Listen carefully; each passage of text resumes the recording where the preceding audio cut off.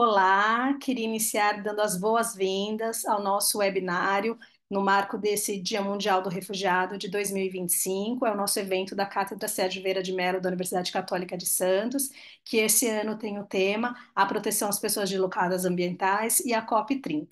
Nós vamos ter 4 palestras extremamente interessantes e que se complementam para pensar de uma maneira panorâmica a proteção às pessoas deslocadas e às pessoas refugiadas e outras pessoas migrantes que acabam sendo impactadas por questões ambientais e precisam, muitas vezes, se deslocar em função dessa questão ou até mesmo acabam necessitando se redeslocar, digamos assim, ou fazer um deslocamento secundário em função das questões climáticas, ambientais e por questões de desastres. Esses números vêm crescendo significativamente. A gente tem estimativas de que 40% das pessoas refugiadas no mundo e 70% das pessoas deslocadas internas estão em países altamente vulneráveis ao clima, mais de 45 milhões de pessoas deslocadas internamente por desastres em 2024, e o IPCC calcula que entre 3,3 bilhões a 3,6 bilhões de pessoas vivem em contextos vulneráveis às mudanças climáticas. Trata-se assim de um tema humanitário, um tema de proteção internacional e que precisa ser cada vez mais debatido, aprofundado, até porque é interseccional na sua perspectiva de combinar questões de direitos humanos com questões ambientais e também a perspectiva de trabalhar a necessidade de deslocamento como uma estratégia e às vezes como a única forma de sobrevivência. Fico muito feliz de termos então essa possibilidade de conversarmos por algumas horas com especialistas sobre a temática, como eu falei, apresentando 4 palestras que se complementarão e que permitirão que a gente saia com mais ideias, propostas e possibilidades de avanço na proteção às pessoas deslocadas por questões ambientais, sobretudo lembrando que no final desse ano a COP30 será realizada aqui no Brasil e que um dos temas desse fórum multilateral que trata da questão das mudanças climáticas precisa ser o deslocamento, a necessidade de mobilidade por questões ambientais e qual é o nosso papel dentro da academia no impulsionar dessa conversa, desse diálogo. Então, assim, e sem mais delongas, vou passar a palavra à nossa primeira palestrante, Marília Gagliardi, que é mestre em Direito Internacional Público pela USP, com uma dissertação sobre a tutela normativa das migrações climáticas e membro da RESAMA, a Rede Sul-Americana para as Migrações Ambientais.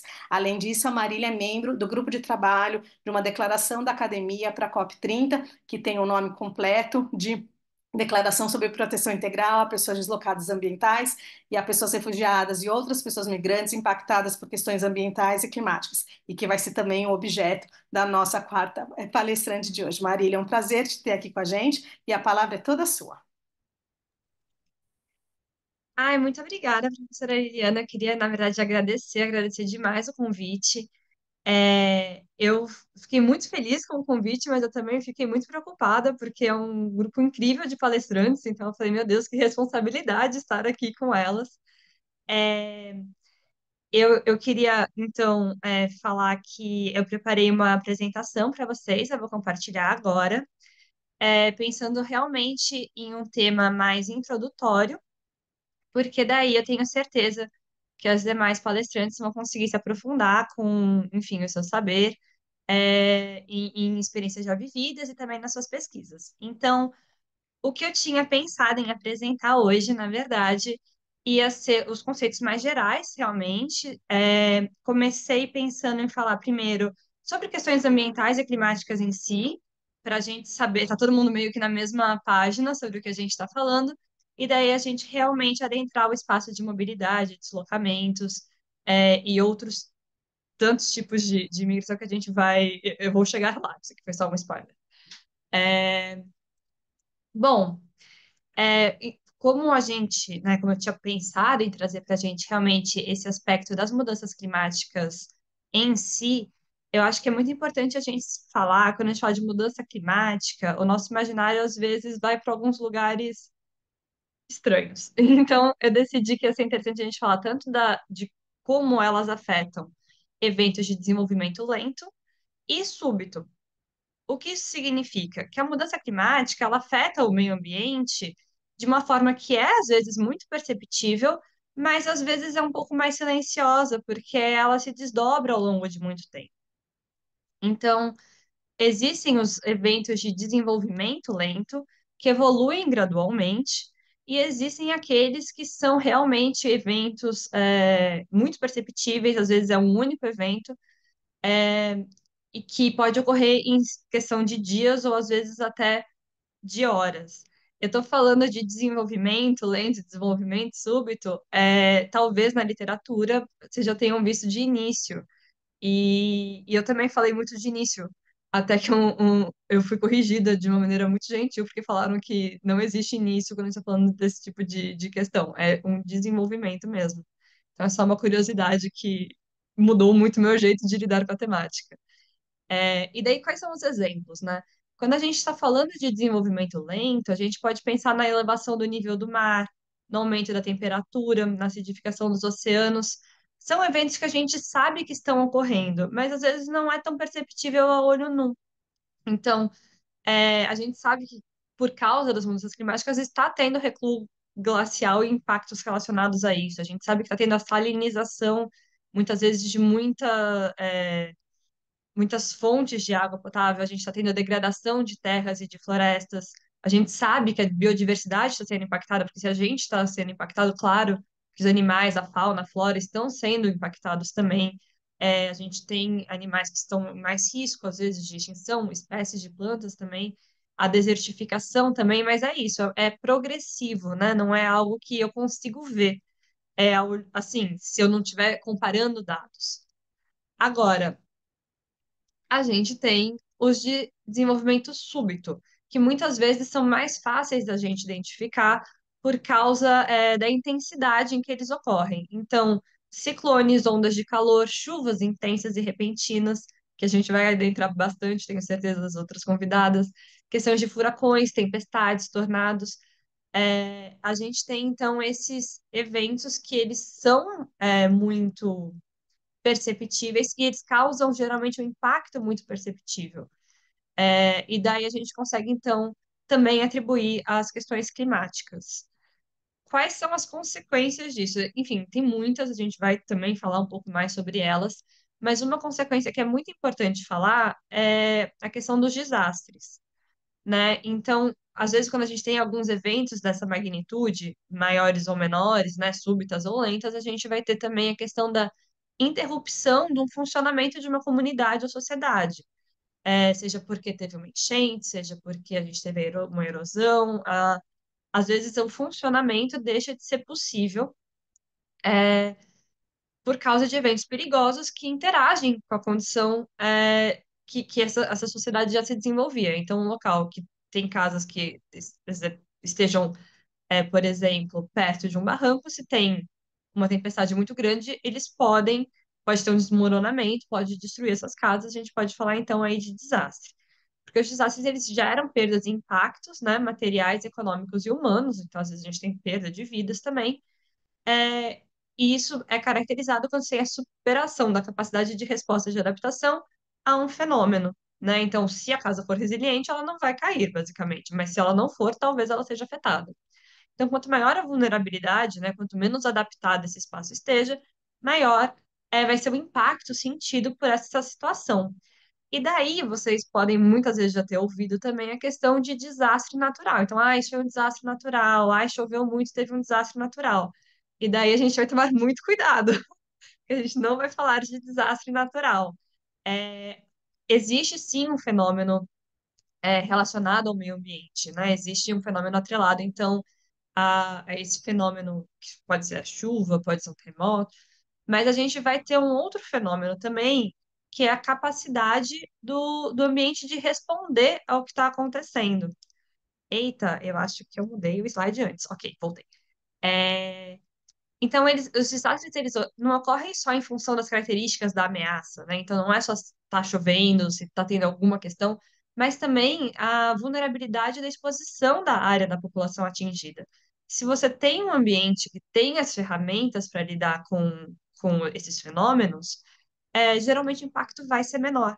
E daí a gente não vai ter caracterizado o desastre. Então a gente fala aí de uma questão social, principalmente, né? Então, a gente sabe que muitos eventos estão acontecendo. Alguns realmente pegam as pessoas de surpresa, mas no geral eles são previsíveis ou eles são passíveis de prevenção. Você sabe que pode vir e você sabe quem são as pessoas que vão ser mais afetadas. Então, você tem a condição de fortalecimento de respostas. E se isso não é dado, se isso não é feito, é um vácuo social, é um vácuo político. E então a gente realmente, o desastre nunca vai ser só natural. Ele pode ter elementos do meio ambiente, mas ele não é só natural. E o que que eles geram, né? Eles geram vulnerabilidade de um lado e, e ele vem aí dessas ameaças naturais de outro. Qual é que são as pessoas, os grupos, as comunidades afetadas? É,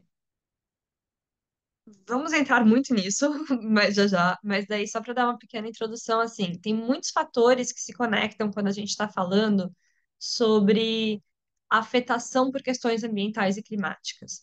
Então, existem alguns fatores prévios das comunidades afetadas, dos territórios afetados. Se existe infraestrutura ou não, como a gente falou bastante quando estava tocando um tempo de desastre, é um deles. As condições sociais e econômicas são outros. Se você tem a condição de reconstruir a sua casa, de construir mecanismos para torná-la resiliente, você está num cenário muito diferente de pessoas que estão, às vezes, numa ocupação ou estão num ambiente mais frágil, que estão numa região costeira. Se você percebe o que está acontecendo, então, se você tem a condição de subsídio mesmo, de ter sido informado que aqui é uma região de risco, você tem uma informação maior do que quem não sabe, né? Então, a população às vezes está desinformada do que está acontecendo, do risco que ela está sofrendo, de como ela pode ser prejudicada. Então, existem muitos relatos de pessoas que falaram assim: poxa, eu sei das mudanças climáticas, mas eu não entendi que isso iria afetar o meu modo de vida. Como que eu iria entender esse vínculo? Então, falta, às vezes, realmente essa vinculação, falta essa informação realmente ser repassada. O meio ambiente, se ele já está degradado, se a gente está indo para uma região em que já teve muita exploração, uma região em que tem muita extração, às vezes, de matéria, de solo, essas regiões são mais frágeis também quando vierem algumas intempéries, por exemplo. E a gente tem também outras questões, né, que é a questão de resposta. Então, se você tem a ausência de ação ou estrutura de defesa, você vai estar aí expondo mais uma população do que outras. A falta de informação sobre o risco, a falta de um programa voltado para prevenir o risco e para lidar com o risco quando ele acontece, então, podem deixar alguns grupos mais vulnerabilizados do que outros. Isso agora a gente está falando, relacionando realmente a questão de território, e do que pode tornar um mais vulnerável do que outro. Mas dentro disso a gente tem outras questões.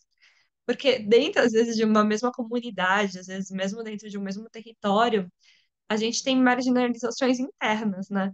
Então, a gente tem que mulheres estão mais vulneráveis a questões de mudanças climáticas, geralmente, em razão de como elas se organizam, da vinculação delas com o território.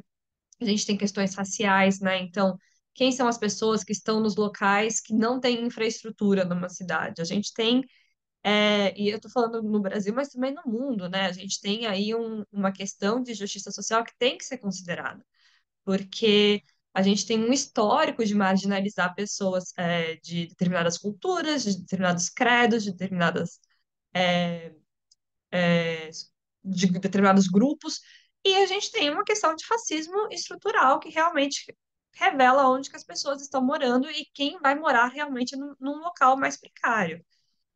Tem questões econômicas também, né, perpassando a questão racial e de gênero, então quem são as pessoas que não conseguem bancar uma casa num local resistente? A gente tem questões de idade, então pessoas mais idosas geralmente não querem sair dos seus locais de origem, elas não querem. Eu lembro que eu estava falando com uma pessoa, um europeu, que claramente tinha muita condição, e ele falou assim: eu não conseguiria fazer com que minha avó saísse da casa dela.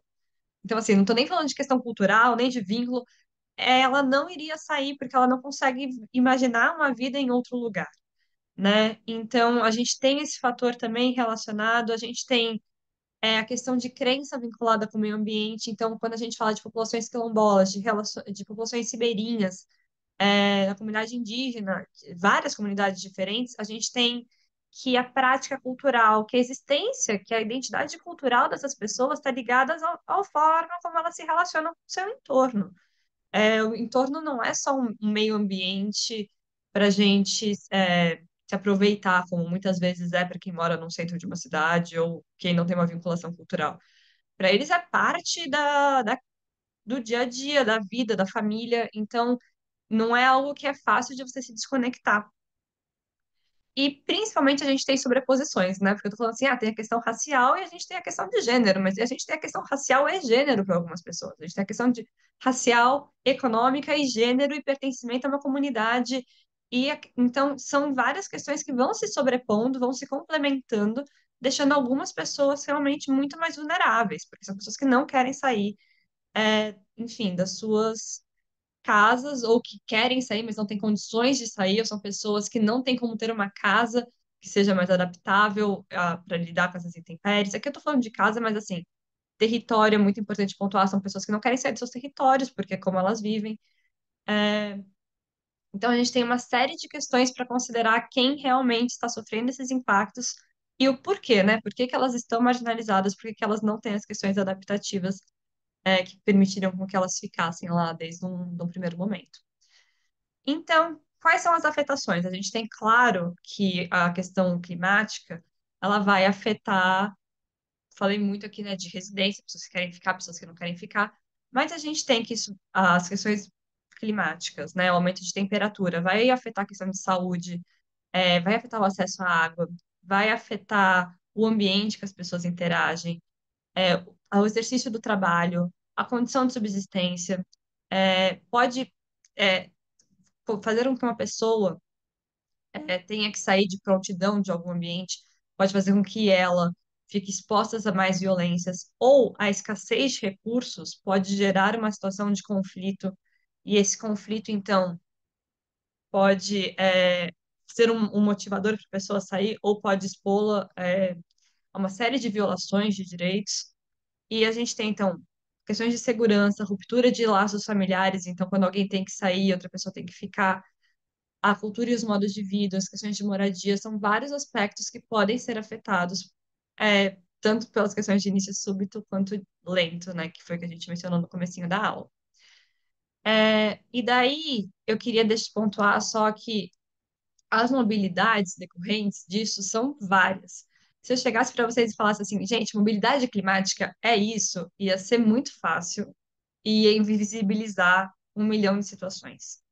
Então, só para trazer um pouco da complexidade disso, a gente pode falar que tem gente que, às vezes, mediante essa situação de fenômenos ambientais e climáticos, não tem outra opção, às vezes a casa dela é destruída num evento de desastre, ela tem que sair de casa, ela não tem como permanecer. Podem ter pessoas que estão avaliando que elas vão ser impactadas, então, de uma maneira estratégica, optam por sair. Pode ser temporário, então você teve uma inundação, a pessoa sai, mas ela quer voltar para própria casa assim que a situação de emergência passar.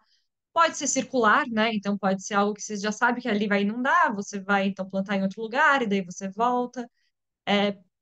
Você pode falar, olha, sabemos que a vida aqui vai ficar impossível daqui a 10 anos, então eu vou realocar essa população. Várias questões sobre isso, mas assim, essa é uma possibilidade de mobilidade. Pode ter pessoas que querem se mover, mas elas não têm subsídio, elas não têm dinheiro para se mover, então elas acabam ficando paradas, não porque elas não percebem o risco, mas porque elas não têm como financeiramente se deslocar. Tem pessoas que sabem que estão num risco, mas elas falam, vou permanecer mesmo assim, porque a minha cultura, a minha vida, a minha identidade cultural está aqui e eu não vou sair. A gente tem que tornar esse local fora de risco. Não serei eu que vou sair, né? Preciso de outro tipo de ferramenta. Então, é muito importante saber que são muitos motivos diferentes. E daí entra nisso pessoas que já são migrantes, eventualmente, daí elas podem estar numa situação de vulnerabilidade maior, então não tem o subsídio. A gente pode ter também pessoas que estão fugindo de uma situação de conflito pela escassez, então elas às vezes podem estar numa situação de refúgio, porque falam, não, estou fugindo de uma guerra. Mas a guerra foi gerada e originada pelo quê? Talvez por uma escassez que seja decorrente das mudanças climáticas. Então, são muitos fenômenos e muitos graus de vulnerabilidade diferentes que a gente está discutindo aqui. Por isso que é necessário tantos tipos de proteções diferentes. Porque dar um único nome e falar que a única solução é essa ou aquela, vai acabar realmente omitindo e invisibilizando toda essa complexidade, de cenários e de movimentos possíveis. E daí eu vou passar super rápido sobre isso, porque eu sei que meus colegas vão super me complementar. Mas só para falar que, assim, tô trazendo isso, né? E não é nenhuma grande novidade. Na verdade, a gente já tem esse debate sendo levado internacionalmente. A gente quer levar de novo para essa COP, mas não será a primeira COP que isso será debatido. A gente tem que isso apareceu num documento de COP pela primeira vez em 2010, que foi na Convenção de Cancún, Acordo de Cancún, em que a gente começa a falar que existe realmente essa vinculação entre mobilidade, migração e clima. Então, claro que isso já era estudado antes, mas é a primeira vez que a gente tem aí nesse espaço. Na Declaração de Paris, em 2015, né, que é a COP21, a gente tem na declaração e no corpo, a gente já fala de migrantes e que tem todos os direitos que têm que ser garantidos para todo mundo, inclusive para os migrantes. Então, a gente está ali reconhecendo, também sem endereçar tanto, mas tendo um reconhecimento muito importante, porque imediatamente depois a gente já começa a falar de perdas e danos e de vincular isso com, eventualmente, essa necessidade de mobilidade. E na COP28 a gente começa a falar então sobre a necessidade de ter um fundo. Como eu falei várias vezes, assim, tem gente que não se move porque não tem como. Então a gente precisa ter um fundo para permitir tornar ambientes resilientes para as pessoas que não querem sair continuarem poderem ficar e se precisar se deslocar também como que e se a pessoa quiser, né, óbvio, tem que ser da vontade dela, respeitado o direito dela de se manifestar, de participar de processos de consulta, então, mas ter como fazer isso. Estou acabando, juro, sei que meu tempo está se esgotando. Só para falar, então, a gente tem essa linha do tempo dos espaços, então, e dos documentos que às vezes podem ser garantidos de proteção. Nem todos comportam todas essas categorias que eu falei, como eu disse, são muitas vulnerabilidades diferentes. Mas a gente tem muitos espaços internacionais de discussão, e então seria muito importante a gente continuar levando, né, e continuar realmente divulgando e tentar fazer barulho sobre isso nessa COP, principalmente que vai ser agora no Brasil e nesse contexto de, enfim, floresta amazônica, de proteção do meio ambiente e das comunidades que lá habitam, que são muitas, né? Então a gente tem comunidades indígenas, tem ribeirinhas, quilombolas, populações negras que também sofrem mais discriminação. Então é muito importante pontuar isso. Então, só para fechar, a gente tem que os fenômenos ambientais e climáticos afetam a vida das pessoas. Algumas pessoas são mais vulneráveis do que outras, tem uma sobreposição de vulnerabilidades em muitos casos. A mobilidade e a imobilidade, né, que é não poder sair ou não querer sair, elas são realidades, a gente não tem como ignorar mais. E isso não é uma novidade no cenário internacional, mas a gente não tem também nenhuma definição acordada, a gente não tem nenhum pacto específico sobre isso.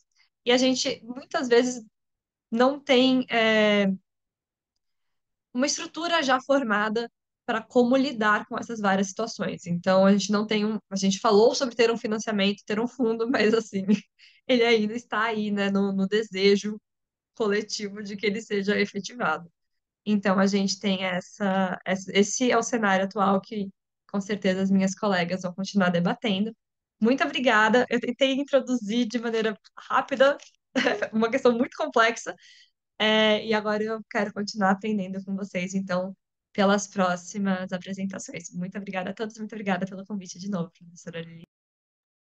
Muitíssimo obrigada, Marília. Como você comentou, é o momento da gente tentar colocar todo mundo na mesma página, né? De um tema tão complexo e com tantas realidades. Você mesmo mencionou, né, essa aproximação das questões de mobilidade com as questões das mudanças climáticas, a mobilidade e a questão do desastre, essa imobilidade que aparece muitas vezes ligada à perspectiva financeira, mas também a gente tem que lembrar que às vezes é ligada por falta de um status legal, né, que a gente ainda não tem para pessoas deslocadas ambientais. A gente tem esses debates também na questão da nomenclatura. Então, se a gente for pegar, há um tempo atrás, era acho que um dos temas centrais. A gente fala refugiado ambiental, não, não é refugiado ambiental, é deslocado ambiental, é deslocado climático, é eco-refugiado.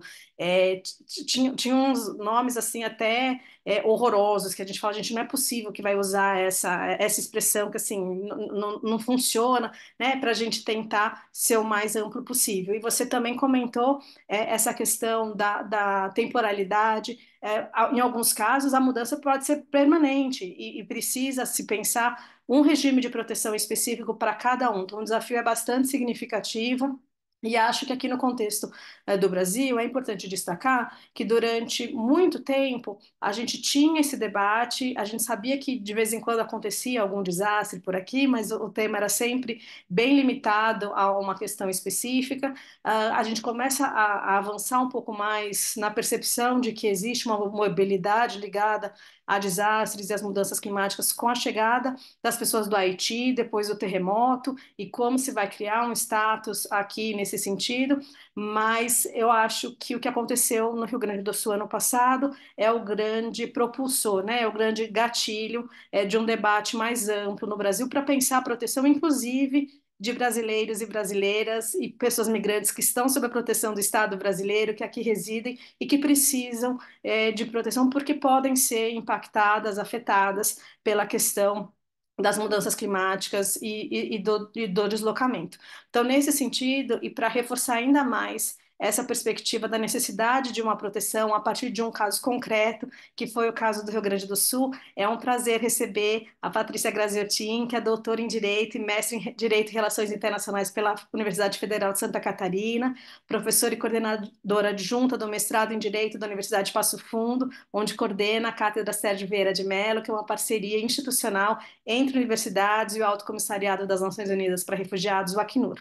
A Patrícia representou a academia no encontro preparatório do processo revisional de Cartagena mais 40, que é derivado da Declaração de Cartagena sobre Direito dos Refugiados, de 1984, e ela participou do evento focado em deslocamentos e desastres, que aconteceu na Colômbia no ano passado. E também foi a representante da academia no encontro final oficial em que houve a adoção da Declaração e Plano de Ação do Chile no marco de Cartagena mais 40. Patrícia, é um prazer te ter aqui e a palavra é toda sua. Obrigada. Obrigada, o prazer é todo meu. Obrigada, professora Liliana, pelo convite. Queria agradecer a oportunidade de conversar aqui com vocês um pouco, então. Queria também cumprimentar minhas colegas aqui de mesa, de tela, Estela, Marília, Silvia, dizer que é um prazer estar aqui com vocês para dialogar sobre esse tema que é tão querido por nós todas, né? Todas mulheres, meio ambiente, com M, né? Então, migração, e o que mais a gente consegue colocar com todo o nosso carinho, buscando reconhecimento, visibilidade e proteção para essa pauta que se tornou uma agenda importante hoje. Eu vou compartilhar minha tela aqui com vocês, e depois eu acho que eu não consigo mais enxergá-las. Deixa eu botar para apresentar aqui.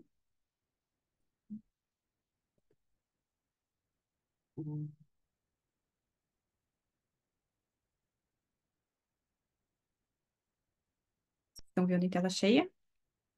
Tudo certinho? Ainda não chegou a tela cheia, agora tá.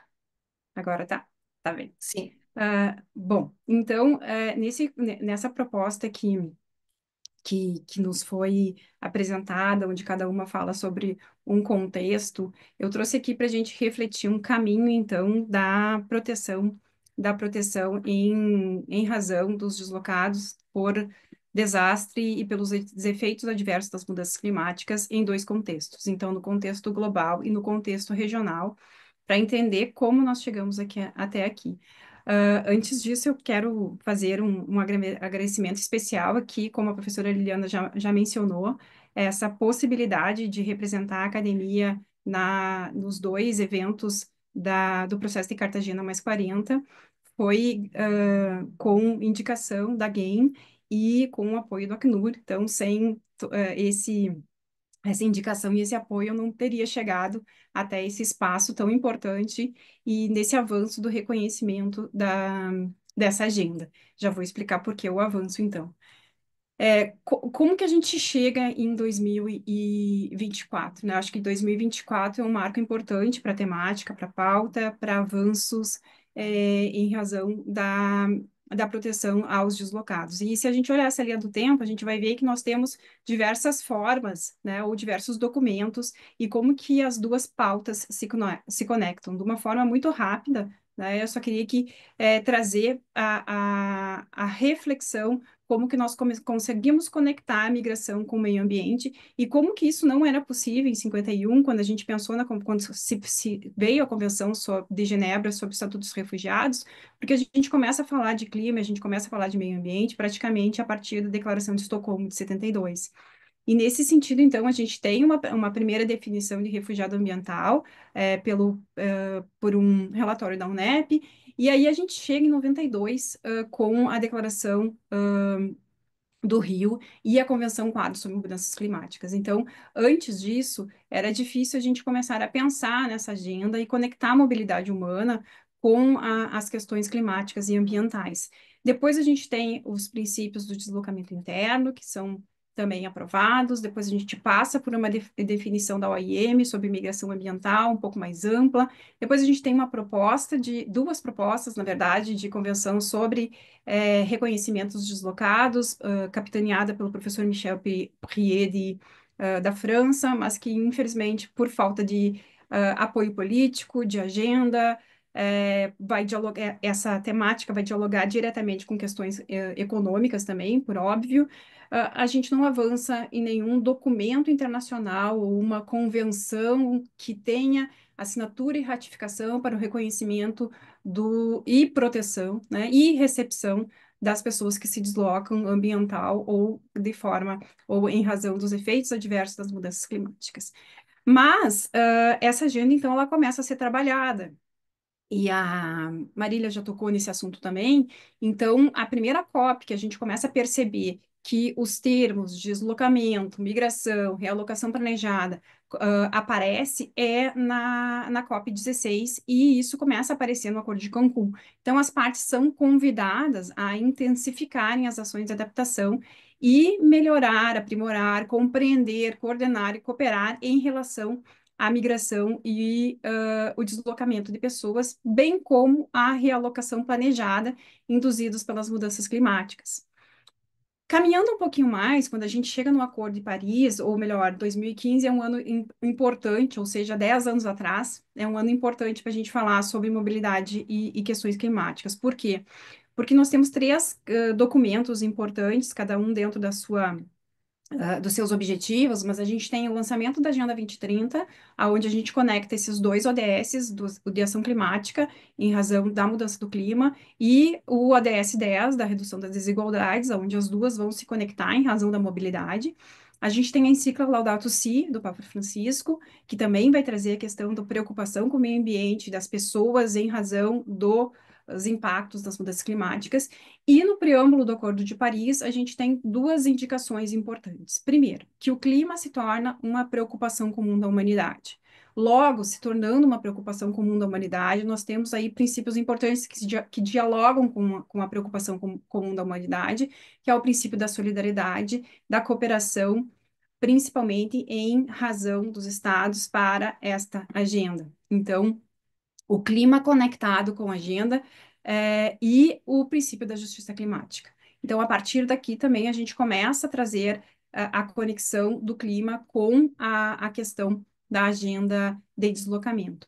E um pouco mais aprofundadamente no Acordo de Marrakech, ou na COP de Marrakech, quando a gente tem a criação da Força-Tarefa sobre Deslocamento, criada pelo Mecanismo de Varsóvia, né, que busca, então, uma política um mecanismo de política climática para lidar com as perdas e danos que são decorrentes dos impactos das mudanças climáticas que vão atingir as pessoas vulnerabilizadas, né? E isso a gente viu de uma forma muito clara dentro do desastre do Rio Grande do Sul, né? Bem, como é que nós estamos chegando, então, em âmbito internacional ou em âmbito global, estamos indo para a COP Belém, né? E aqui queria ressaltar, a professora Liliana já comentou sobre isso também, o papel da academia, né? O papel da academia cada vez tem sido mais importante, ou a academia está sendo ouvida nos dias atuais mais do que antigamente. E a academia também tem produzido e estado nesses espaços e buscando trazer elementos, trazer ferramentas e contribuir para a elaboração de textos finais. Então, é nesse momento, né, que a academia também já se reuniu para apresentar a declaração no âmbito de Cartagena mais 40 e se reúne novamente, então, para apresentar uma declaração sobre proteção integral de pessoas deslocadas ambientais e pessoas refugiadas e outras pessoas migrantes impactadas por questões ambientais e climáticas para a COP 30.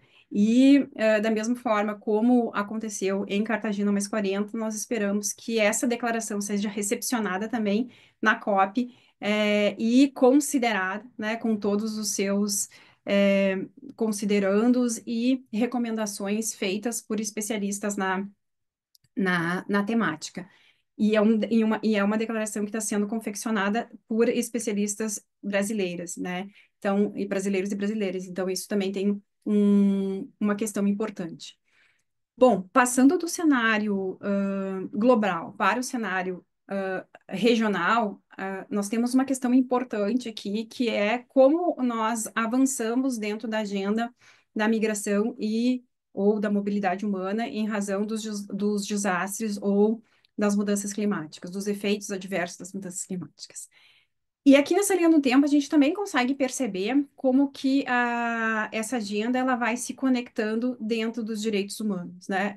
O primeiro marco que eu trago é de 2017, e embora, não coloquei aqui, a gente tenha uma petição do povo UNIUT na Comissão Interamericana de Direitos Humanos, em 2010, que pede o reconhecimento dos impactos causados pelas mudanças climáticas ao povo que vive no Alasca e que começa a perceber o derretimento das geleiras e, por sua vez, impactar na sua vida e causar também deslocamento nesse sentido. E essa petição, na verdade, não foi aceita pela comissão e era contra os Estados Unidos. Bem, mas em 2017, então, partindo desse marco de documento, nós temos a opinião consultiva número 23 da Corte Interamericana de Direitos Humanos, em que a Corte reconhece, então, que o meio ambiente saudável, o meio ambiente equilibrado é necessário para a vida humana. E aqui a gente começa a fazer, então, a interconexão entre direitos humanos e meio ambiente. E por isso, então, a agenda climática, a agenda meio ambiente, a agenda da mobilidade começa a ser desenhada. Na resolução número 3 da Comissão Interamericana de Direitos Humanos, em 21, nós temos a questão da emergência climática, e aqui já começa a aparecer o termo mobilidade, né? O termo deslocamento e o termo migração. Então, é uma resolução, claro, não é vinculante, mas já é um documento no sistema interamericano que começa a trazer esses impactos das mudanças climáticas em relação à mobilidade humana. E aí, muito interessante, porque, e aqui a gente percebe como as agendas se conectam, Chile e Colômbia encaminham pedido de opinião consultiva para a Corte Interamericana de Direitos Humanos, buscando perguntar para a Corte qual é a responsabilidade dos estados em relação aos danos causados ao meio ambiente, à agenda climática, né, em relação às pessoas. Esse pedido de opinião consultiva se liga muito com o que está previsto na resolução da Comissão Interamericana, ou seja, as determinações ou as conclusões dessa resolução são as perguntas feitas pelos dois estados à Corte Interamericana. Embora não se tenha como prioridade aqui a questão da agenda da mobilidade humana, eu chamo a atenção dos dois países protagonistas dessa opinião consultiva, ou seja, quem está capitaneando o processo de Cartagena mais 40, Chile.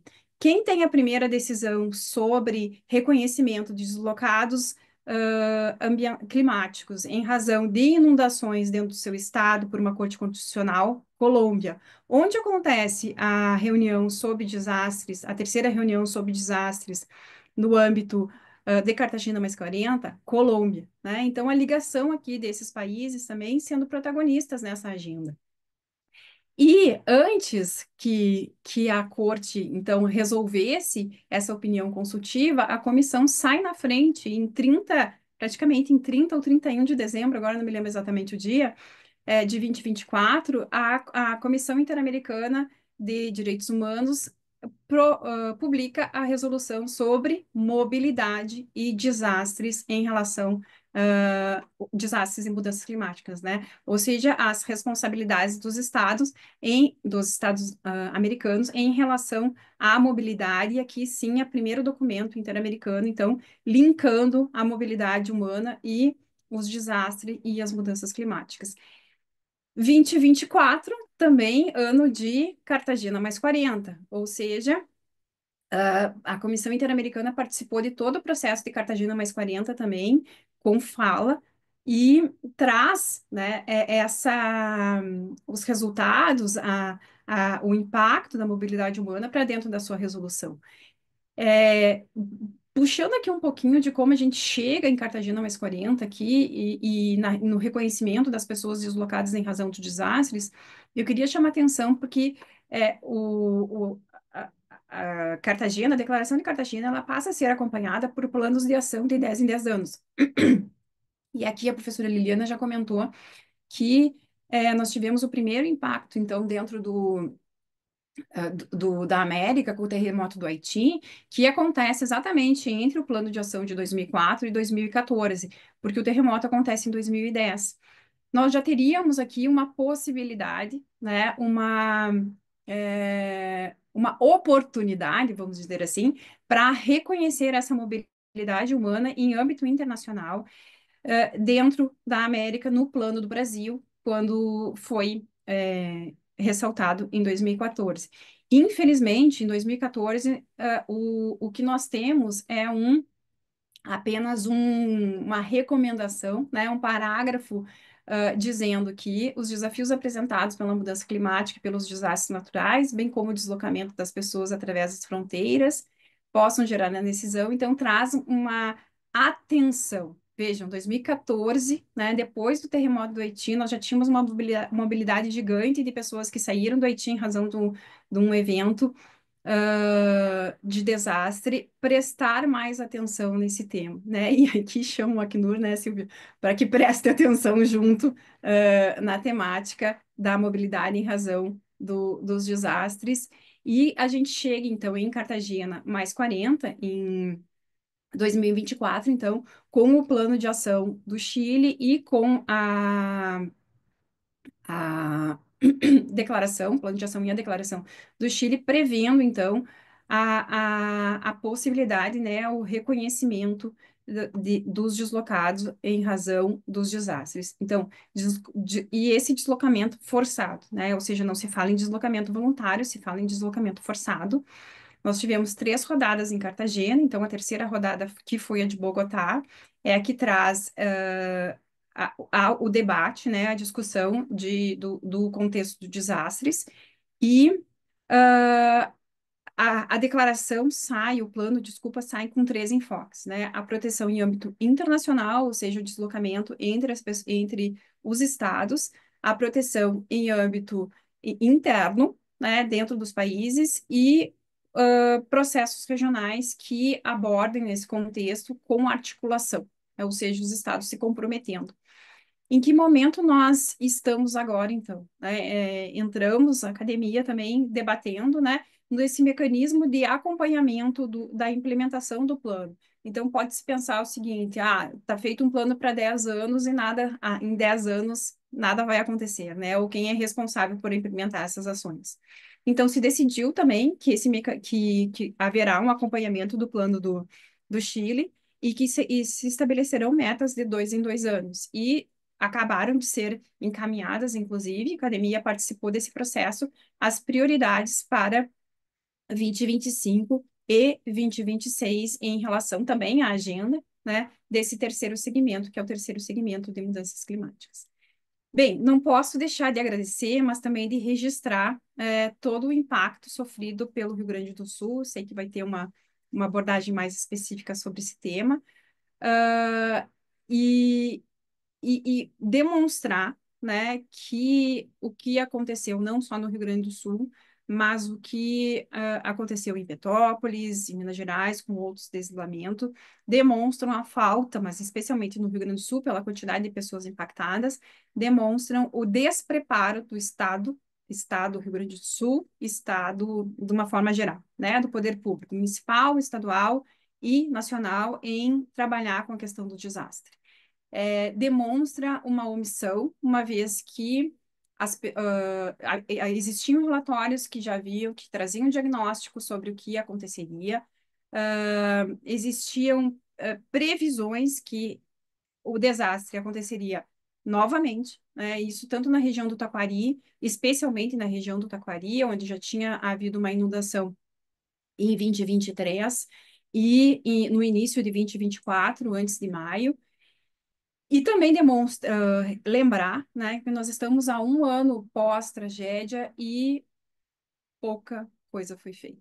Ou seja, muitas pessoas impactadas ainda não têm casa para morar, ainda não conseguiram local adequado de moradia, ainda temos pessoas morando em abrigo, ainda temos ausência de política pública, especialmente para migrantes que foram duplamente, que são duplamente afetados, né? Ou seja, a vulnerabilidade dupla quando a gente tem uma região, né, chamada de Sarandizuela, ou seja, o bairro da Venezuela dentro do bairro Sarandi, em Porto Alegre, aonde existiam principal moradores eram venezuelanos, mas a gente tem uma comunidade haitiana também afetada significativamente.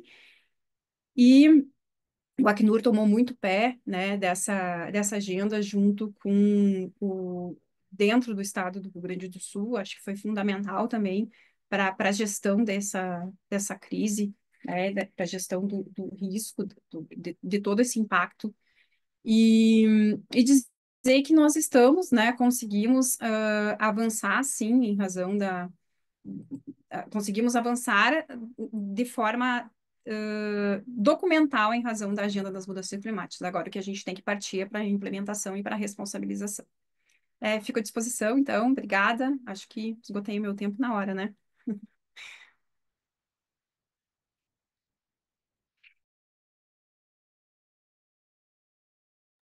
Meu botão não estava indo. Perfeito. Obrigada, Patrícia.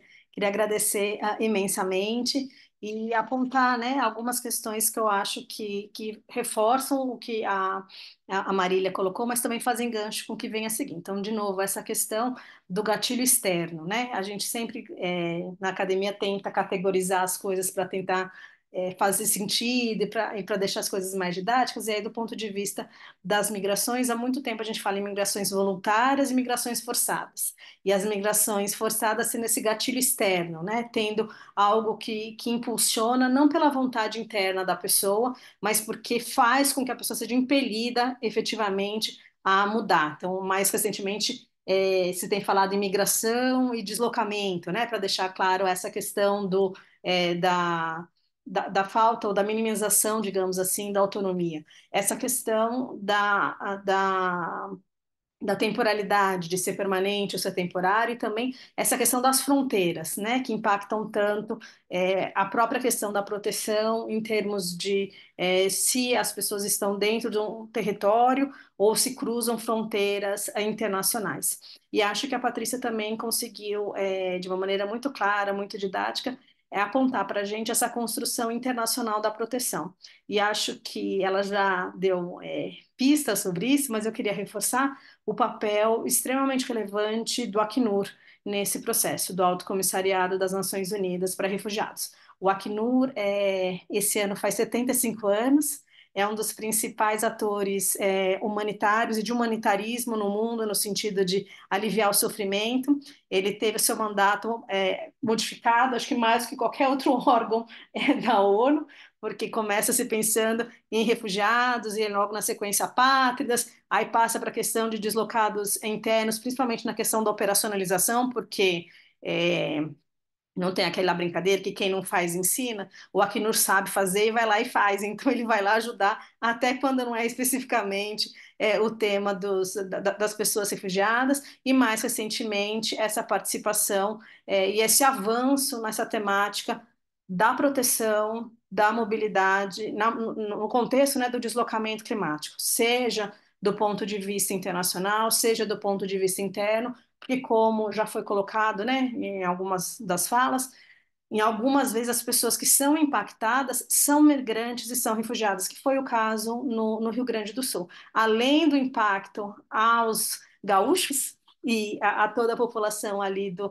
estado, você já tinha uma população refugiada e de outras pessoas migrantes, muitas com necessidade de proteção internacional, então muitas sob já o guarda-chuva do Acnur, vivendo nas regiões e sendo impactados novamente. Então, tendo essa nova vulnerabilidade. É por isso que essa preocupação vem crescendo, né, na pauta do Acnur, e é por isso que é um prazer a gente ter hoje aqui com a gente a Silvia Sander, que atua como oficial de proteção no Acnur em Brasília, com experiência de trabalho nas operações do Brasil, em Manaus, Roraima, São Paulo e no Rio Grande do Sul, além da capital, e também na Ucrânia. A Silvia atua, dentre outras pautas, como ponto focal nacional do Acnur Brasil, para a estratégia sobre ação climática e no segmento do processo de Cartagena mais 40. Silvia, é um prazer te ter aqui e poder aprender com você um pouquinho mais sobre esse envolvimento do Acnur para ampliar a proteção aos deslocados forçados por questões ambientais. Bem-vinda. E a palavra é toda sua. Muito obrigada, Lili, querida. Vocês me escutam bem, antes de mais nada? Espero que sim, né? Sim, sim, escutamos e Ótimo, vemos já a tela. muito bem.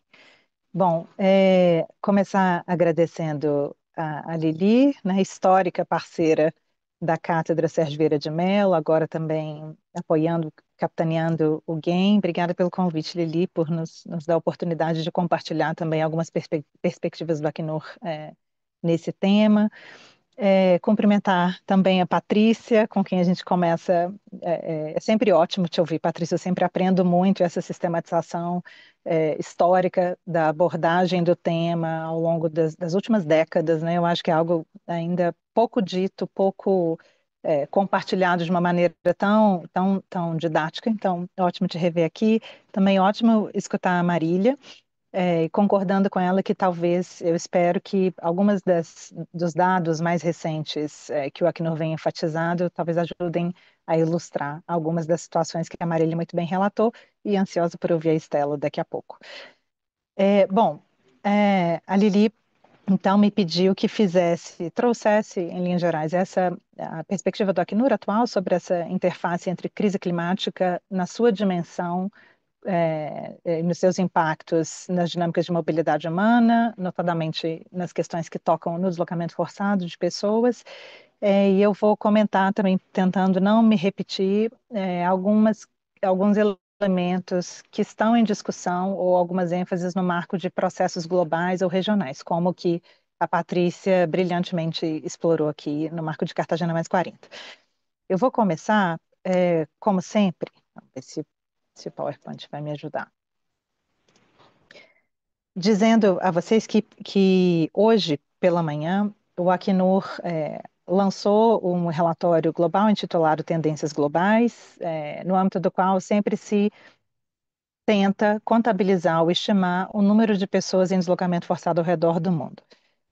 E agora, pela manhã, a gente estava justamente mencionando que até o final do ano passado, essa estimativa alcançou mais uma vez um triste recorde histórico, mais de 123 milhões de pessoas em deslocamento forçado ao redor do mundo, o que já representa um aumento em relação ao dado até o final de 2023, né, que era de 117 milhões, e essas pessoas, um dos dados que esse relatório começa a enfatizar é que a maior parte dessas populações, e aí especificamente das populações refugiadas, né, então, que cruzaram uma fronteira internacional, elas são provenientes, 30% delas são provenientes de países que estão sujeitos a riscos graves ou extremos no contexto dos impactos das mudanças climáticas e de desastres, né?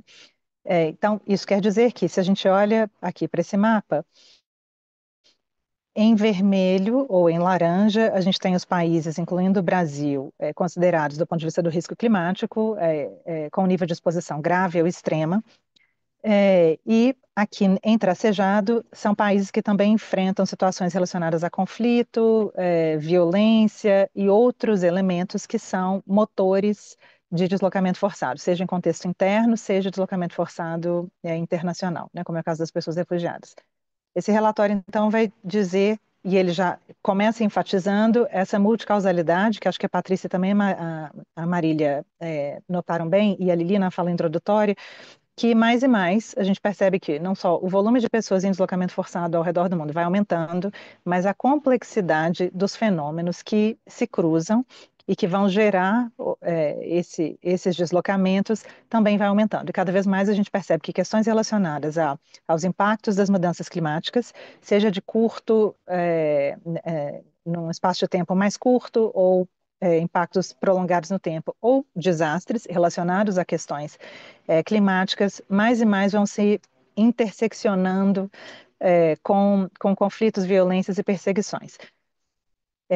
Uma outra dimensão que esse relatório, que o Tendências Globais enfatiza esse ano, é que se percebe, por outro lado, que cerca de 75% das pessoas deslocadas internas, ou seja, em deslocamento forçado interno, dentro dos seus próprios países, e cerca de 30% das pessoas refugiadas estão acolhidas, né, ou estão vivendo em países que estão sujeitos a riscos graves ou extremos.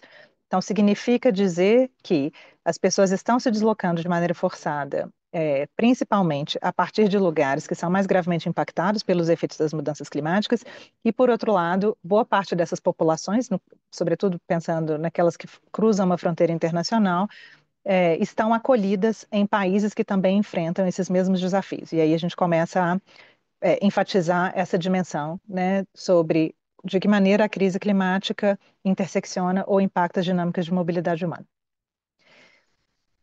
Um outro relatório recentemente lançado pelo Acnur, lançado na última COP, né, no ano passado, intitulado Sem Escapatória, na linha de frente das mudanças climáticas, conflitos e deslocamento forçado, vai também trazer, pela primeira vez, no caso do Acnur, mais alguns dados que procuram enfatizar essa correlação.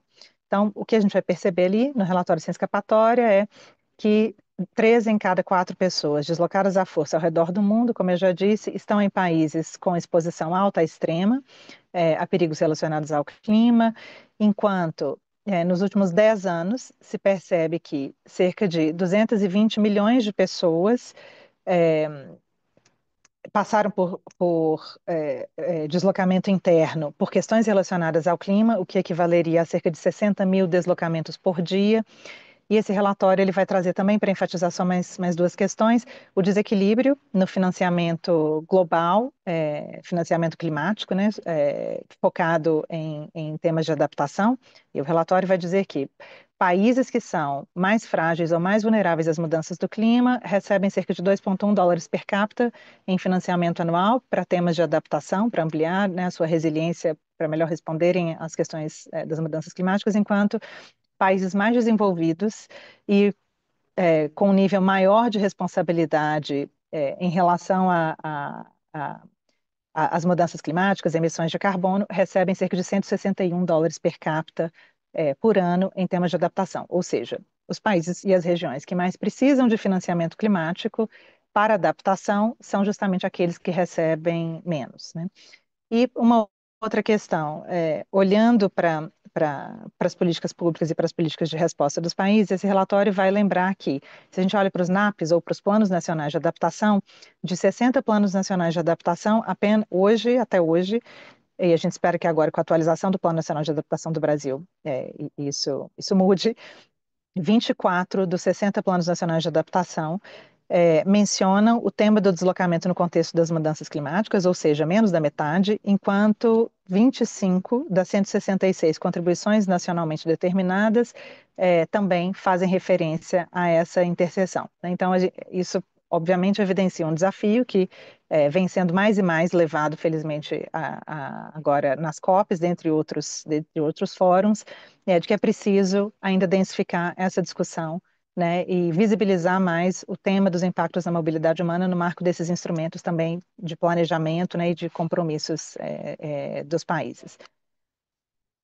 Um outro dado que eu acho talvez especialmente importante, né, e que vai também trazer uma ênfase grande ao que aconteceu no Rio Grande do Sul no ano passado, é que o relatório GRID do IDMC, que foi atualizado há poucas semanas atrás, o relatório GRID de 2025 foi publicado, salvo engano, em 13 de maio, ele vai mostrar que, de novo, se alcançou um nível sem precedentes de deslocamentos internos relacionados ao redor do mundo, em particular aqueles relacionados a desastres.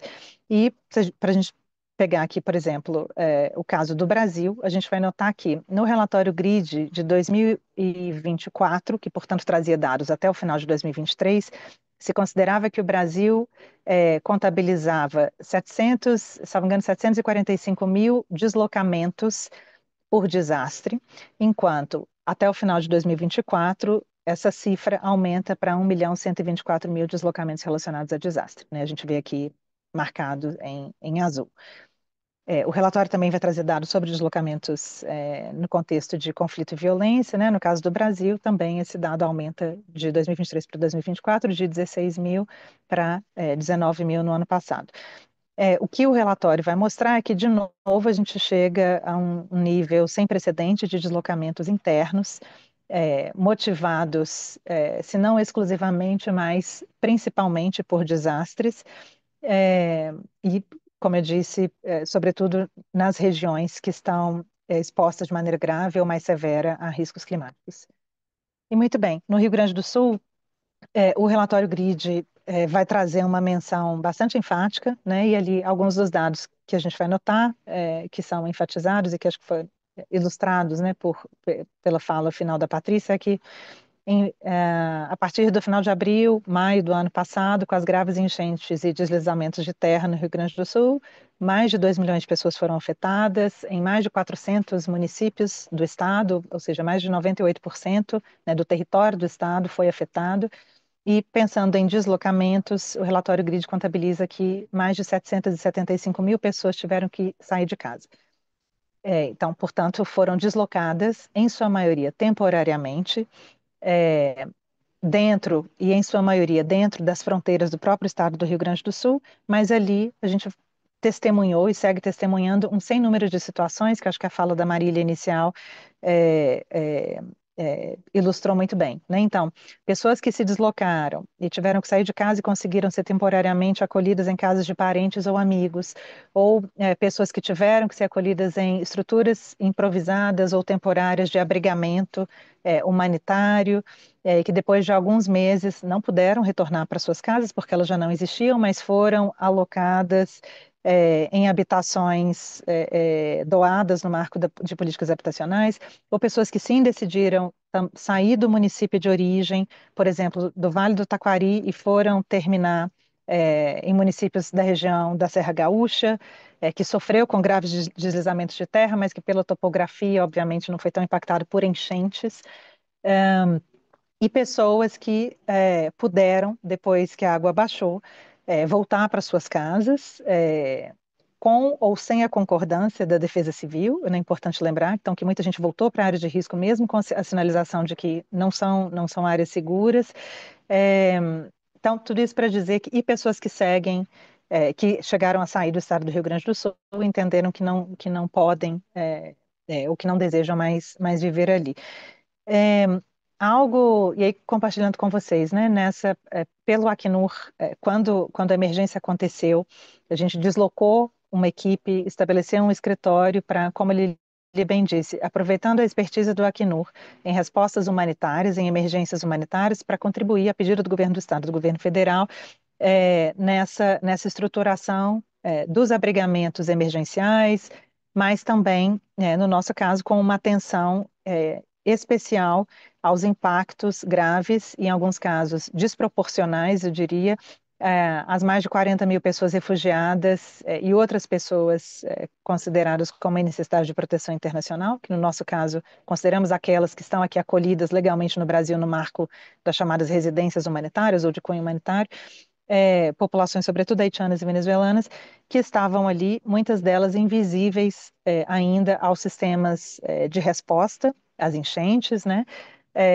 E muitas delas já vivendo no estado há muitos anos, né? Como várias famílias haitianas que eu conheci, que eu entrevistei, né? Com as quais os colegas trabalharam e seguem trabalhando, e que relatavam que quando saíram do Haiti, não exclusivamente, mas em parte saíram também por questões que estão diretamente relacionadas aos impactos dos sucessivos terremotos e de outras questões, né, que o país vem enfrentando, cada vez mais graves, e também nesse contexto de multicausalidades, né, de violência, de ruptura das estruturas do Estado, e que aqui no Brasil, ao longo desses 5, 6, 7 anos, essas pessoas já tiveram que se deslocar de novo, não uma, não duas, mas diversas vezes, né?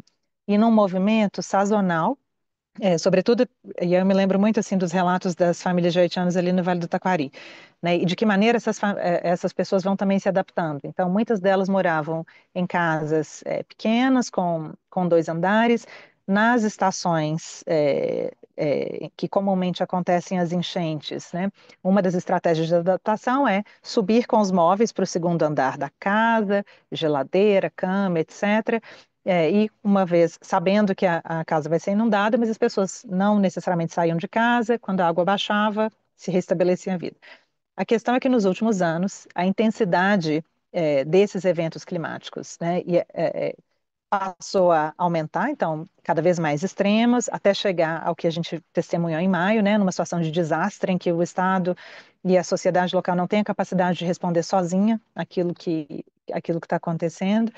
É, e aí já não é possível mais voltar ou ter essas estratégias de adaptação, né? Então foram famílias, muitas delas, sobretudo ali no Vale do Taquari, mas também na região metropolitana de Porto Alegre, ao redor do estado, que quando as chuvas começaram, entenderam que era possível usar essa velha estratégia de subir para o segundo andar da casa. Na medida em que a água chegou ao segundo andar da casa, entenderam que era preciso sair. E diferente do que aconteceu em anos anteriores, quando tentaram voltar para casa, ela já não existia mais, ela foi arrastada, né, pelo rio. Ou quando tentaram voltar, tinham resquícios ou tinham uma estrutura da casa, mas já condenada pela Defesa Civil. E aí o que a gente viu é que, isso no caso de pessoas haitianas, no caso de famílias venezuelanas que mais recentemente chegaram ao Estado, muitas delas, nas entrevistas que a gente regularmente faz, perguntava, e você sabia que essa casa onde você ia morar estava na mancha das enchentes, ou você sabia que essa é uma região que comumente inunda? E aí, não, com muita frequência, as pessoas diziam não, não sabia. Eu vim morar nessa região porque onde o aluguel era mais barato e era onde eu tinha possibilidade e ninguém me informou que isso acontecia. Então, eu estou comentando essas questões só para dizer que parte da nossa preocupação e dos argumentos, né, que eu vou trazendo aqui, caminhando depois para o final da fala, é que, nesse contexto dos impactos, né, da crise climática ou das mudanças climáticas, existem populações que são mais desproporcionalmente afetadas que outras, né? E dentre essas populações, a gente considera que pessoas que já estavam em deslocamento, né, e aí populações refugiadas, populações migrantes, muitas vezes estão dentre as mais vulneráveis, né, entre as mais expostas, e por uma série de questões que vai tocar nas dinâmicas de rompimento de laços, ou seja, famílias venezuelanas, diferente de outras famílias brasileiras com quem eu conversei, diziam que não tinham casa de um amigo para se refugiar enquanto guardavam água baixar. Então, ficaram em abrigos emergenciais por mais tempo. Por outro lado, tem as questões do idioma, né? Então, populações que vivem no Rio Grande do Sul, apesar de estarem ali há anos, muitas vezes ainda não falam português, não têm uma convivência abrangente, né? Com rede de serviços brasileiros, com outras populações brasileiras, e não ficam atentas, né? Ou não têm tanto acesso ou não são acessadas por avisos da Defesa Civil, por informação, só para dar alguns exemplos, né? E as questões, claro, né, de populações, incluindo essas, dentre outras brasileiras também, obviamente, em condição de maior hipossuficiência econômica, vão sofrer mais nessas situações. Então, portanto, no Rio Grande do Sul, e aí eu acho que o relatório GRID, como eu disse, que vai trazer um holofote maior para o que aconteceu no Rio Grande do Sul e para as lições aprendidas e para as necessidades, né, do que se tem que fazer ainda, né, para que isso não se repita com essa gravidade. Algo do que a gente vem procurando mostrar que populações que já estavam em deslocamento e outras populações que são deslocadas por essas questões precisam de receber uma atenção maior, né? E o tema do deslocamento também precisa de receber uma atenção maior.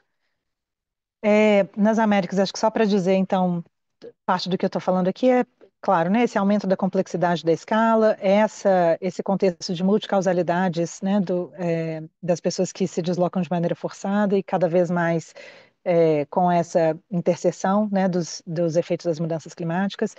Eu acho ilustrativo pensar que nas Américas que a nossa região está dentre aquelas que mais desperta preocupação, né? Tem um dado ilustrativo, estimativo, né, do Banco Mundial, que considera que até 2050 mais de 216 milhões de pessoas ao redor do mundo vão se deslocar dentro dos seus próprios países devido a questões relacionadas às mudanças climáticas, e nas Américas essa proporção alcançaria 17,1 milhões.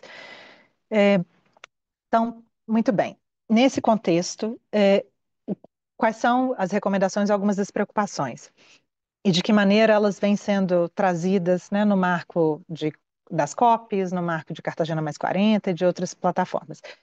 De parte do Acnur, a gente vem, e esse relatório sem escapatória, ele resume um pouco, né, essas 4 recomendações, ou essas quatro linhas de incidência, né, que o Acnur vem tentando trabalhar, cada vez mais próximo dos atores especialistas da academia, da sociedade civil, que já atuam historicamente com interface nas questões climáticas, mas com as próprias comunidades afetadas, o governo em todos os níveis.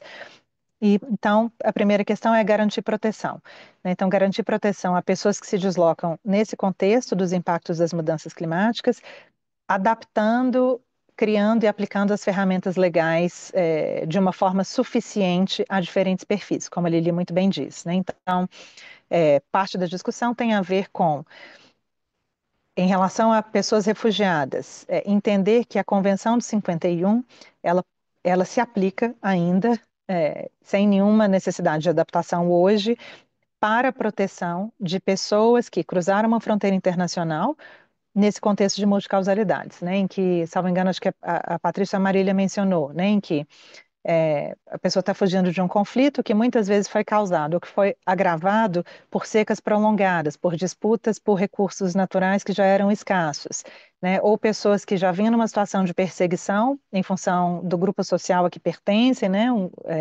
Em determinado país. E essa perseguição ou essa, digamos, fuga se torna ainda mais grave no contexto de terremotos ou desastres que são supervenientes. Então, tem a ver com essa interpretação dos marcos que já existem para ver como melhor proteger pessoas. Por outro lado, tem a ver também com entender e incorporar as orientações dos princípios orientadores sobre deslocados internos, né? Talvez vocês saibam que aqui no Brasil, o Rio Grande do Sul deflagrou uma série de iniciativas legislativas, vou mencionar 2 delas, uma da deputada Érica Hilton, que procura criar, com uma contribuição, sei, muito forte, acho que também da Resama, né, mas que procura criar o conceito de deslocados climáticos ou ambientais aqui na legislação brasileira e que traz uma abordagem, eu diria, programática sobre de que maneira o sistema público de educação, ou o SUS, ou o sistema de assistência deve responder a pessoas que se deslocam internamente por essas razões. Por outro lado, um outro projeto de lei do senador Paulo Paim, que procura incorporar esse instrumento internacional, os princípios orientadores sobre deslocados internos, na legislação brasileira. Então, são alguns dos exemplos que vão dizer como melhor proteger pessoas que estão em mobilidade ou em deslocamento nesse contexto. Outros países têm avançado mais na criação, por exemplo, de vistos humanitários, que procuram apoiar especificamente pessoas que saem dos seus países por razões relacionadas a questões climáticas, né? E aí a gente pode lembrar que aqui no Brasil o visto humanitário que existe para haitianos tem uma referência a isso, mas não existe ainda um visto abrangente que toque nessa questão. Ou, por outro lado, criar outras formas de proteção legal, né, formas complementares de proteção legal a pessoas que estão em deslocamento internacional nesse contexto. Então, são algumas das discussões, diria, jurídicas, né, sobre como melhor proteger. Além disso, inclusão. Então, a gente vem falando mais e mais que proteção, que inclusão é sinônimo de proteção. O que isso quer dizer?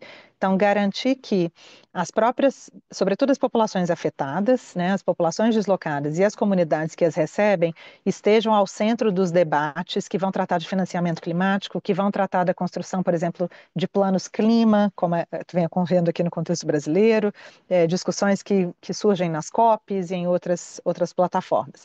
Então, a inclusão plena dessas pessoas, para que elas falem diretamente sobre a maneira como elas vêm sendo afetadas e as soluções que elas gostariam que fossem produzidas. E, por outro lado, a inclusão dessas vozes, né, no marco de planos de adaptação, dentre outros. Responder a essa desigualdade no investimento, né, no financiamento climático, que eu ilustrei mais cedo, né, então garantir que os países que mais precisam recebam mais financiamento para se adaptarem melhor, para ampliarem a sua resiliência, e não o contrário, né? E, finalmente, claro, acelerar a redução das emissões de carbono, né? Então, para reduzir os efeitos das mudanças climáticas. O Acnur vem resumindo as nossas, digamos, linhas de atuação, recomendações nesses termos, e aí eu reduzi aqui um pouco o que eu mencionaria de Cartagena mais 40, porque acho que a Patrícia já falou com muitíssimo detalhe, de uma forma brilhante, mas talvez só mencionar que na região e a nível global, as discussões nessa intersecção entre mobilidade humana e crise climática têm sim avançado a um ritmo muito mais lento do que seria necessário, infelizmente, mas tem alguns avanços interessantes. Um deles aparece ilustrado justamente nesse processo de Cartagena mais 40, né, e depois na declaração em plano de ação do Chile, que resultam desse processo. E ali, como a Patrícia mencionou, eu vou só enfatizar rapidamente, uma das consultas ou dos eixos temáticos de discussão de Cartagena mais 40 foi justamente a proteção em contexto de deslocamento forçado por desastres. E aí, como um objetivo central, basicamente, e conforme disposto na nota conceitual, né, desse eixo de discussão, a ideia seria ampliar a proteção, preparação, resiliência das pessoas deslocadas à força em contexto de desastres e efeitos das mudanças climáticas.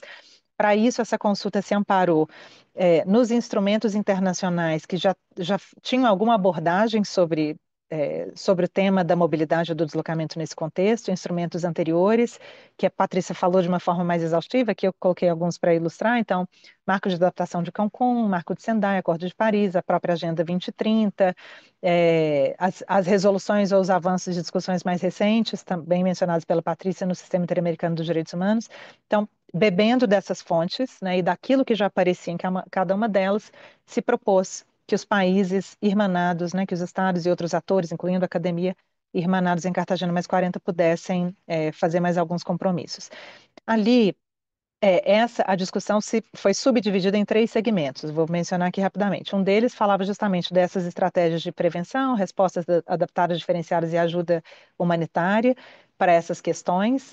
Então, basicamente dizer como melhor responder, como melhor, inclusive, usar essa expertise de respostas humanitárias para fortalecer e garantir, né, menos dano, melhor preparação e menos dano quando desastres acontecem.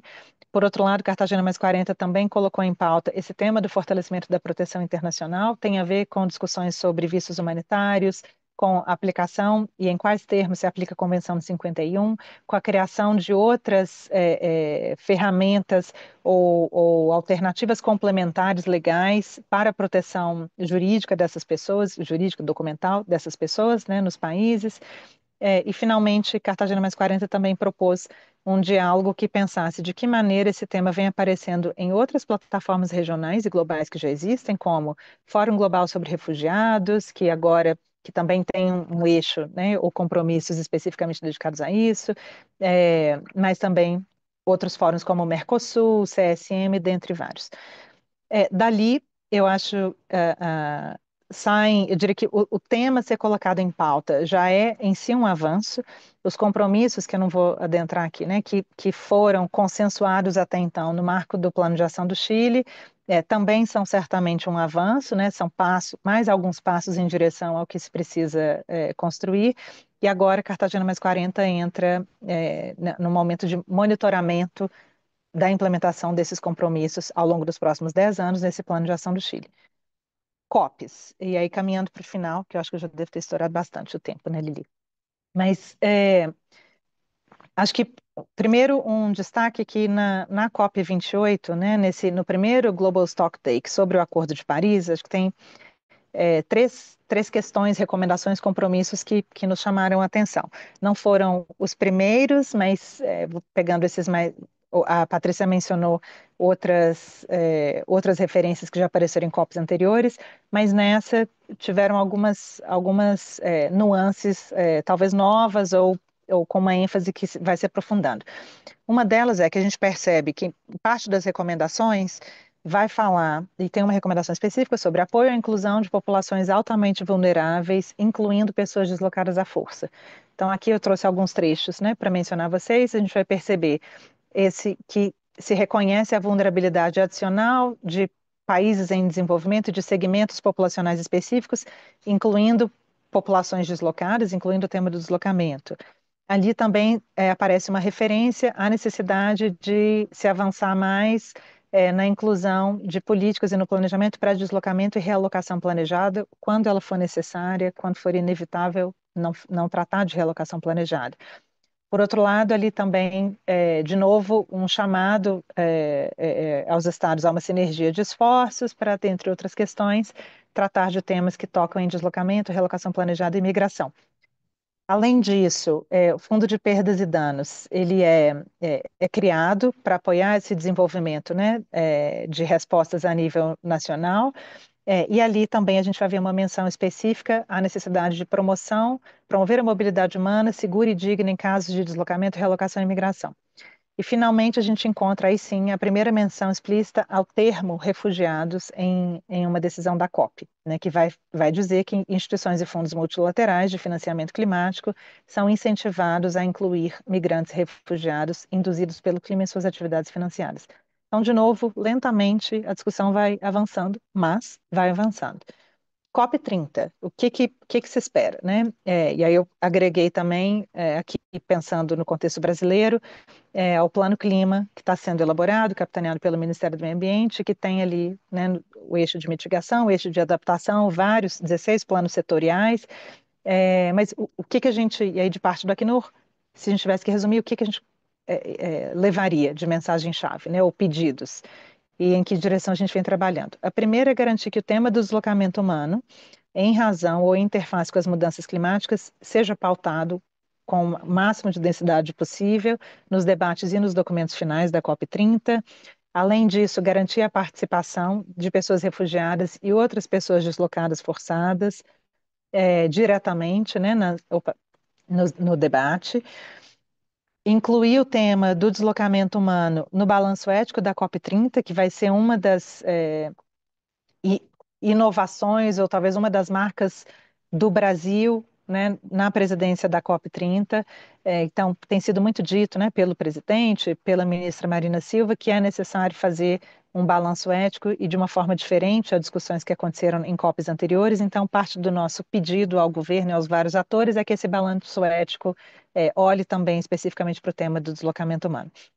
E, finalmente, como eu disse, incorporar e aprofundar essas recomendações que surgem, então, nesse Global Stocktake, feito na COP28 e dentre outros instrumentos. Eu vou parar por aqui, espero não ter me estendido em excesso, Lili, e fico também atenta aqui para escutar as próximas colegas. Obrigada.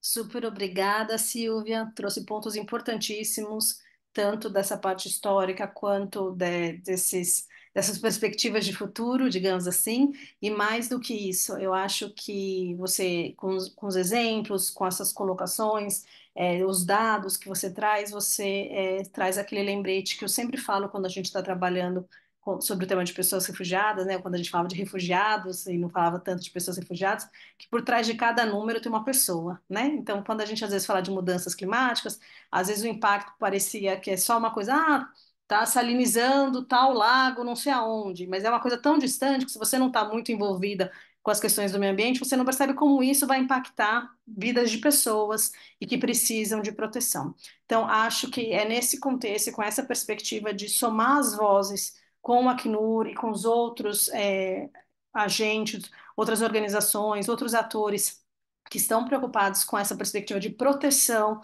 de pessoas deslocadas e pessoas migrantes e refugiadas que são impactadas pelas questões ambientais, que a gente, a partir do grupo de pesquisa Direitos Humanos e Vulnerabilidades, e com convite para especialistas, como por exemplo a Patrícia, pensamos em propor uma declaração da academia para ajudar, né, nesse debate, como você colocou, todos esses 4 pedidos do Acnur, digamos assim, pautar o tema, que se paute numa perspectiva protetiva, que se fale de justiça climática, que se tragam dados, né, que a gente fala muito em evidence-based learning and knowledge, então assim, ter os dados para caminhar, e aí a Estela vai conversar com a gente um pouquinho para apresentar o que a gente tem até aqui. Então, queria apresentar a Estela Vieira, doutora em Direito Internacional pela USP, mestre em Direito com concentração em Constitucionalismo e Democracia pela Faculdade de Direito do Sul de Minas, onde é atualmente professora. Ela é pesquisadora no Núcleo de Estudo e Pesquisas em Direito Internacional da UERJ e integrante do Grupo de Pesquisa Direitos Humanos e Vulnerabilidades da Unisantos. Além disso, é membro do Grupo de Trabalho da Declaração da Academia para a COP30. Estela, a palavra é toda sua. Muito obrigada, professora. Eu vou só colocar aqui, então, a minha apresentação. Deixa eu só... Eu e os meus probleminhas com a tecnologia. Tá dando para ver? Tá todo mundo vendo? Tá bom, então. Estamos vendo, sim. Tá bom. Então, em primeiro lugar, eu gostaria de iniciar com um agradecimento especial à professora Liliana, cuja liderança tornou possível essa iniciativa, a qual hoje me coube aqui a responsabilidade de apresentar.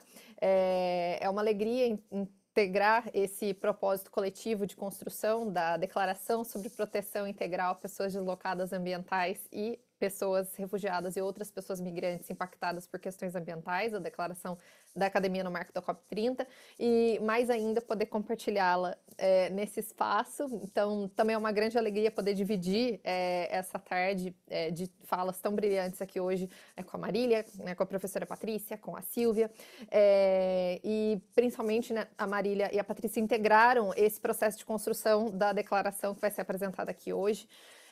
Então, apenas a título de introdução, após uma mobilização acadêmica muito bem sucedida no processo de Cartagena mais 40 e a influência da declaração da academia sobre a declaração do Chile e o plano de ação do Chile não foi apenas uma influência de convergência conceitual dos vários tópicos que apareceram no texto final da declaração e do plano de ação do Chile, mas também no reconhecimento formal e nominal do processo da academia, no capítulo 5 da Declaração e Plano de Ação do Chile, que é o capítulo dedicado à cooperação com outros atores.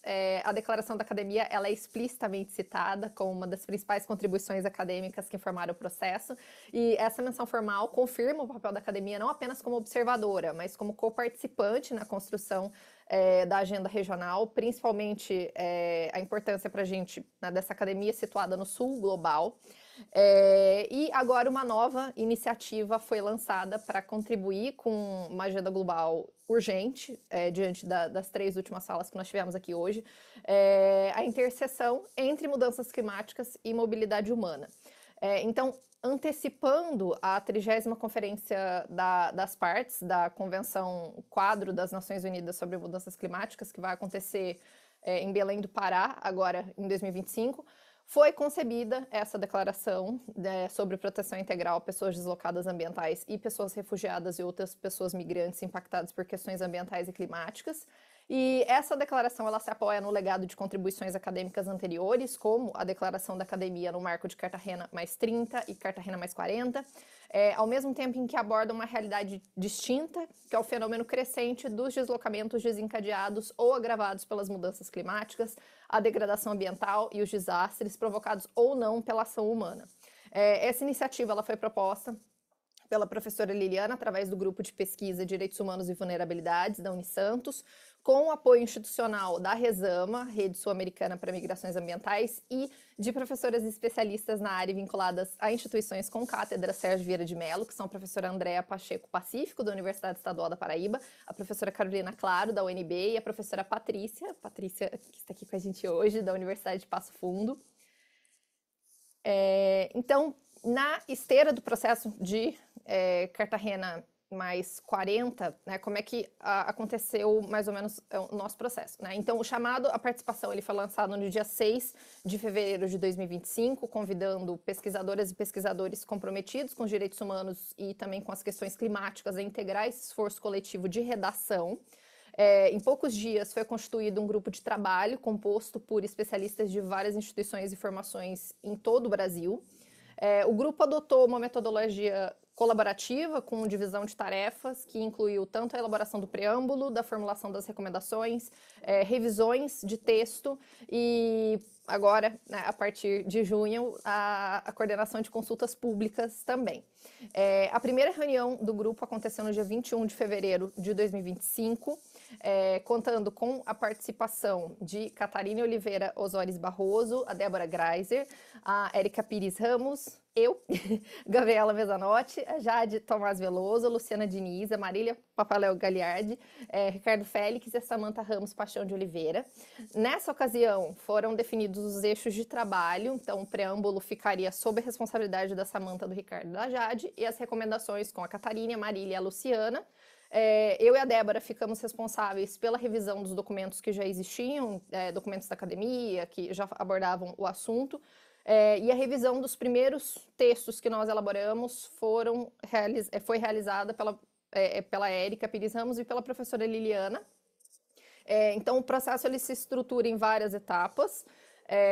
A redação inicial dos eixos temáticos, então, preâmbulo e recomendações, aconteceu entre fevereiro e março de 2025. Depois, nós tivemos rodadas de revisão entre abril e maio. As recomendações elas foram finalizadas em 7 de maio, submetidas a comentários internos dentro do grupo de trabalho a partir de 9 de maio. De forma paralela, o preâmbulo, que delineia os fundamentos da declaração, também passou por uma revisão coletiva. Ambas as partes foram finalizadas agora no início de junho, permitindo que fosse feita essa apresentação pública no dia de hoje, nesse evento em comemoração ao Dia Mundial do Refugiado.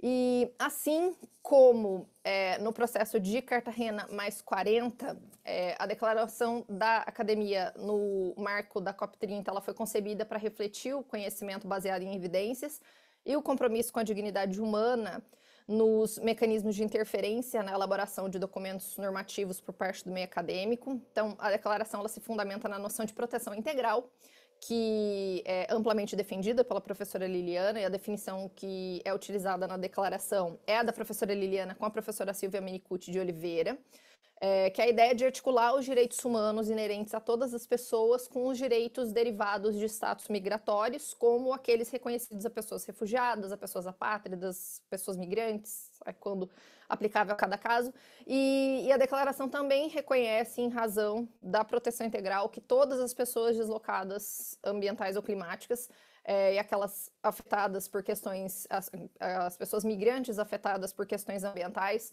são titulares de direitos que devem ser efetivamente protegidos em contextos nacionais, regionais e internacionais. Então, o preâmbulo da Declaração da Academia vem estabelecer as bases do texto, reafirmando os compromissos internacionais assumidos no âmbito do direito internacional dos direitos humanos, do direito dos refugiados e do imperativo humanitário de proteção de todos os seres humanos, invocando também o espírito de Cartagena, e destacando a exposição desproporcional de populações deslocadas às ameaças climáticas. Então, são utilizados também dados atualizados do IPCC, do Acnur e do Internal Displacement Monitoring Center, que a professora Liliana apresentou, esses dados no começo do evento. É importante também destacar que a declaração ela reconhece o caráter complexo da mobilidade climática. Então, os desastres eles não são só eventos naturais, mas eles são construções sociais que são atravessadas por desigualdades estruturais, pela ausência de capacidade institucional, por questões históricas e injustiças históricas que permeiam populações vulneráveis e impactadas por esses desastres. Então, esse entendimento ele permite uma leitura crítica das situações de risco e da necessidade de proteger não apenas os que se deslocam, mas também os que permanecem em condições de vulnerabilidade ambiental, né, como foi já falado anteriormente hoje. Então, as ações que são chamadas, conclamadas pela declaração, elas devem ser intersetoriais, interseccionais, levando-se em consideração também os objetivos do desenvolvimento sustentável da Agenda 2030 e também a necessidade de uma governança migratória que seja mais eficaz e voltada à proteção integral. Então, nós temos 30 recomendações para a COP30. Então, entre os elementos centrais das recomendações estão a criação de um status migratório específico para pessoas deslocadas no contexto de mudança climática e ou desastres, também referidas como deslocadas ambientais, sejam permanentes ou também os deslocados ambientais temporários. Também aborda a questão da inclusão da mobilidade humana nos planos nacionais de adaptação, nas contribuições nacionalmente determinadas e no Objetivo Global de Adaptação. A operacionalização do Fundo de Perdas e Danos com enfoque em populações deslocadas, a coleta de dados informados e desagregados durante e após eventos climáticos para aprimoramento de políticas públicas, o fortalecimento da infraestrutura resiliente e de sistemas de alerta precoce, a proteção aos direitos à terra e à moradia, uma atenção especial aos fluxos migratórios de múltiplas origens e múltiplos destinos e a alocação planejada, quando necessário, além de, como a Marília tinha mencionado na fala dela, da questão da proteção da identidade cultural e do patrimônio espiritual também das comunidades afetadas por eventos ambientais e climáticos, e também a capacidade dos agentes públicos e a incorporação de um enfoque interseccional nas políticas públicas. Com relação a parte de alinhamento com outras iniciativas, a declaração ela também parte, né, ela defende avanços que sejam tanto normativos quanto políticos, que vêm para fortalecer a governança migratória sob uma perspectiva que seja sistêmica, intersetorial, interseccional e multiescalar, então a nível local, nacional, regional e internacional, e isso dialoga com alguns documentos internacionais que foram utilizados na elaboração do texto. Então, a Declaration on International Protection in the Context of Disasters and Climate Change, the Refugee Law Initiative, o Practical Toolkit do Calder Center for International Refugee Law, da University of South Wales, e junto com o Center for Gender and Refugee Studies da University of California College of Law, de São Francisco, e a School of Law and Human Rights Center da University of Essex, em parceria com o Acnur, né, trazendo também esse diálogo com outras iniciativas. Também a declaração, ela traz que o seu objetivo é somar esforços com outras iniciativas e não substituí-las, né? Então, a declaração da academia, ela não tem o objetivo de ser algo... ela vem para integrar com esse processo da COP30, né? Então, os deslocamentos e migrações relacionados ao clima, eles devem ser compreendidos como questões centrais das agendas ambiental, humanitária, de direitos humanos, e também, por fim, o processo, assim como no processo de Cartagena mais 40, a redação da declaração deve culminar em uma fase de consulta pública, com o texto sendo circulado ao longo de junho em diante, junto às comunidades acadêmicas e da sociedade civil em geral, do terceiro setor, principalmente, provavelmente a partir de semana que vem, e será possível realizar sugestões ao texto. A versão final, com todas as sugestões da consulta pública já incorporadas, vai ser aberta para adesão e assinaturas a partir de meados de agosto, com vistas a ampliar o engajamento acadêmico e influenciar as negociações da COP30. E o texto, então, né, ele fica a partir de junho agora, né, da semana que vem, aberto a sugestões e outras inclusões que possam ser incorporadas ao texto. Então, eu deixo aqui o nosso e-mail também, né, e agradeço pela atenção de todos. Obrigada. Muitíssimo obrigada, Estela. A gente está bem orgulhosa, né, do que a gente conseguiu fazer em pouco tempo.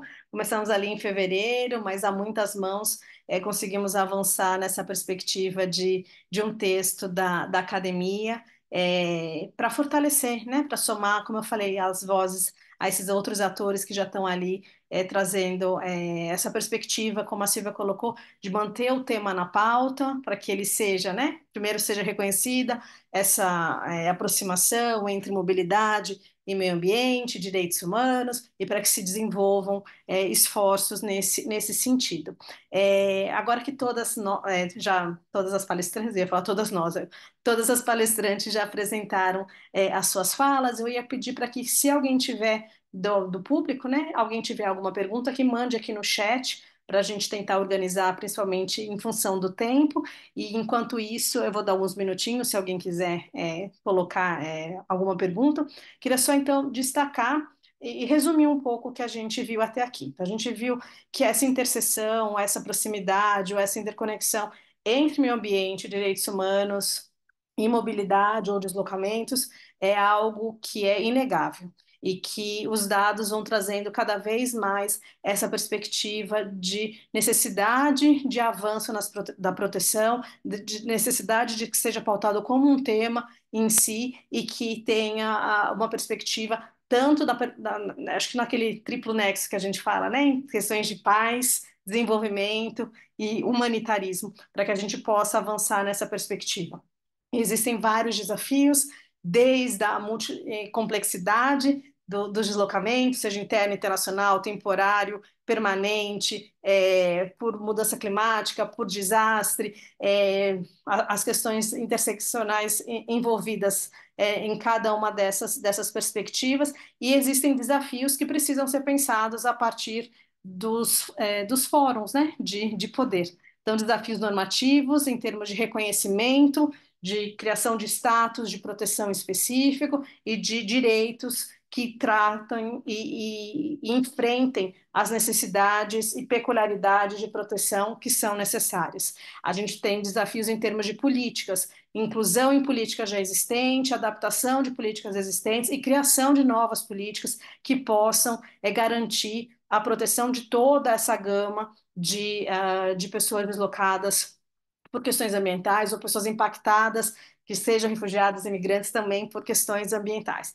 Vimos a questão do dinheiro, né, que sempre por trás das decisões políticas, e eu falei desses fóruns de poder, estão presentes. A gente falou várias vezes em fundos, em financiamento, em como ter essa perspectiva, porque muitas vezes a gente vê que os estados, ainda que impactados, ou ainda que no passado tenham tido uma postura bastante aberta e tenham influenciado a agenda internacional num determinado sentido, perceberam a dimensão financeira das obrigações e aí ficam um pouco retraídos em algumas pautas que poderiam avançar de outras formas. Então, acho que toda essa questão, né, dessas características multicausal, multifatorial, multidimensional do deslocamento ambiental, das interseções, trazem dificuldades e que a gente precisa enfrentar. E a academia não pode se furtar disso. Sempre pensando nessa centralidade da proteção e na garantia do que eu chamo dos reflexos jurídicos da dignidade humana, que são os direitos humanos. Vou abrir aqui o chat para ver se a gente tem alguma pergunta, só elogios, pedidos de preenchimento do formulário para quem quiser entrar em contato. Então, vou passar a palavra, uns 2 minutinhos, para cada uma das palestrantes, para que façam suas considerações finais, digamos assim.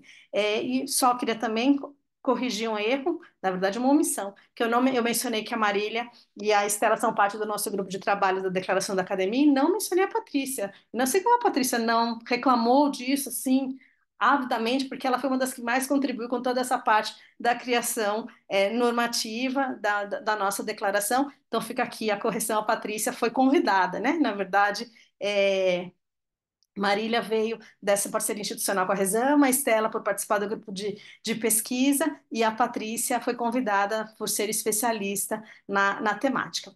Posso seguir a ordem das apresentações para essas conclusões finais, esses 2 minutinhos finais? Então, Marília, a palavra é toda sua. Nossa, muito obrigada. Eu acho que eu queria, na verdade, agradecer de novo, falar que é sempre muito bom ouvir as colegas falando sobre isso, porque a gente continua aprendendo muito, né, a partir da experiência compartilhada. E eu acho que se eu pudesse falar, né, fazer uma mensagem final, eu acho que é sobre realmente a nossa necessidade de compreender como as questões climáticas afetam as pessoas, qual o nosso papel nisso. Então, é uma alegria poder fazer parte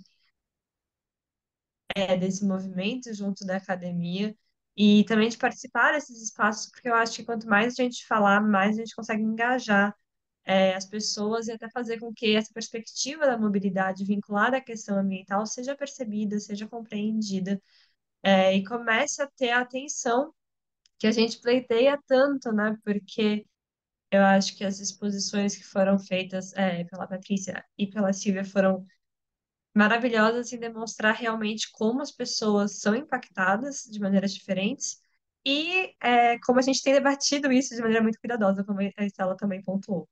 Então, acho que a minha mensagem final é realmente nesse sentido da necessidade de a gente prestar atenção,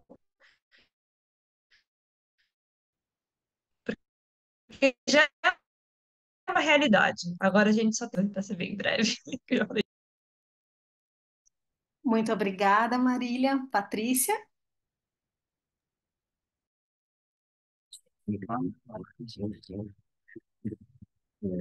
Obrigado, então, pela oportunidade, mas eu queria trazer um pouco também e ressaltar, né, a questão do contexto político do Sul. Quando a gente pensa na mobilidade, na concentração do desastre, existem três fases que são necessárias, né, pensar. Na primeira fase, né, que seria a prevenção. Agora, a segunda é a fase em que, aproveitando também toda a apresentação da Silvia aqui, que o Arthur trabalhou avidamente vou dizer com por estar né, no Rio Grande do Sul, que é a questão durante, ou seja, durante o desastre, durante o evento, durante a proteção a todas as pessoas, independentemente de nacionalidade, né? Isso é importante dizer, porque o também vai trabalhar com pessoas refugiadas, então, independente de nacionalidade, na acolhimento de pessoas, e na proteção das pessoas que estavam Patrícia, seu som tá tremendo um pouquinho, tá? Você tá com uma voz tipo Darth Vader, assim, sabe? Falando assim. É grossa, né? Melhorou. Mais ou menos, mas vamos em frente. Não tem problema. Sim. Agora foi. Agora Eu acho que melhorou, era a foi. geração, então, do foi. E falar então da questão do durante, né? Ou seja, sobre a questão do desalojamento e do desabrigamento das pessoas dentro do Rio do Sul. E aí, né, todo o despreparo do Estado em relação aos abusos, ou seja, e nisso a gente também falou dessa questão interseccional, dentro da questão do desastre, da climática, que são necessidades diferentes durante a vida, né? Pensando em mulheres, pensando em crianças, pensando em pessoas idosas, pensando em pessoas com deficiência, fazer o trânsito, né, das pessoas que estavam dentro das suas casas, não saiu devido à inundação, como fazer essa mobilidade de pessoas que estavam imobilizadas, né? E isso foi justamente gigante dentro do Rio Grande do Sul, e que a sociedade civil teve um papel importantíssimo, porque não tinha botes suficientes, não tinha barra. E eu gostei bastante também, as pessoas pensaram em não querer sair da sua casa, né? Então, tivemos muitas pessoas que não quiseram sair das suas casas, mesmo sem água, mesmo sem comida, porque também tinha insegurança de que a casa não estaria lá de volta quando ter um desastre, né? Então, durante, né? E depois é o que nós estamos agora, e que nós também não estamos conseguindo alcançar todas as pessoas na reparação. Então, esse acabou saindo também da relatório da Anistia Internacional, juntamente de um relatório da Floresta, né, que tem uma audiência pública aqui no Rio Grande do Sul, da qual também tive a oportunidade de participar, que evidencia e nessa audiência pública, que aconteceu em dezembro, a gente discutiu mesmo, né, e mesmo lá, junho, né, um mês depois, comunidades pesqueiras atingidas, comunidades quilombolas atingidas, comunidades indígenas, sendo migrantes e indígenas, né, neste mundo. E aí esse conceito, né, está algo muito forte ainda em todas essas pessoas vulnerabilizadas e que não conseguem retornar na atividade acadêmica para sua sobrevivência. Com Patrícia, esse preciso que você cenário, encerre, por favor. como cidade, a gente percebe a fragilidade gigante das pessoas não sabendo nada. Então, a gente lembrar isso. Obrigada, querida Silvia. 2 minutinhos, por favor. Obrigada, Lili. Acho que de nossa parte, primeiro só agradecer mais uma vez, dizer que o Acnur, aproveitando dois tristes holofotes que o Brasil vem vivendo. Um deles foi o Rio Grande do Sul, o outro não é exatamente triste, é uma oportunidade que é a COP30, e a gente vem procurando se engajar com setores diversos, setor privado, com a academia, né, aqui representada em particular com Rezama, com a Patrícia, com a Lili, com a cátedra, desculpe, com a Rezama, Marília, a professora Érica, mas também com grupos de organizações lideradas por refugiados e imigrantes e com outras organizações que se ocupam mais de populações deslocadas climáticas aqui no contexto brasileiro, e com o governo, né, e os governos, é claro, para defender essas mensagens que eu acho que todas nós aqui encampamos, né, nas nossas falas, dizer a vocês que na frente acadêmica, com a Patrícia, com a Lili, com as colegas da Rezama, a gente tem a intenção de seguir alimentando e apoiando uma trilha de debates em preparação para a COP, refinando e agregando as mensagens que a declaração da academia está trazendo, e nos colocarmos à disposição, né? Dizer que eu acho que esse ano é um ano talvez especialmente importante, né, para aqui no contexto brasileiro e que talvez não, né, que é preciso a gente continuar somando energias e esforços para acelerar a conversa, né? Então, mais uma vez, Lili, agradecer muitíssimo a você, não só por essa iniciativa, mas por todas as outras. Também dizer que eu aprendi, sinceramente, eu aprendi bastante ouvindo os colegas e espero que nos vejamos de novo, virtualmente ou pessoalmente, muito em breve. Obrigada, Lili. Muito obrigada, Silvia. Estela, 2 minutinhos só para suas considerações finais, por favor. Bom, quero agradecer a todos, né, por essa oportunidade incrível. Realmente aprendi muito, com todas as falas. É sempre muito bom a gente poder passar assim, horas ouvindo sobre questões que são tão importantes para a pesquisa. E reforçar também, né, um pouco da importância, né, desse processo que vem sendo construído, né, da declaração para a COP30, né, sobre um pouco do papel também de influência, né, sobre quem tem voz nos espaços de negociação global, né? Então, sobre essa questão de mudar um pouco da perspectiva, quais são as perspectivas que são consideradas legítimas nas discussões internacionais.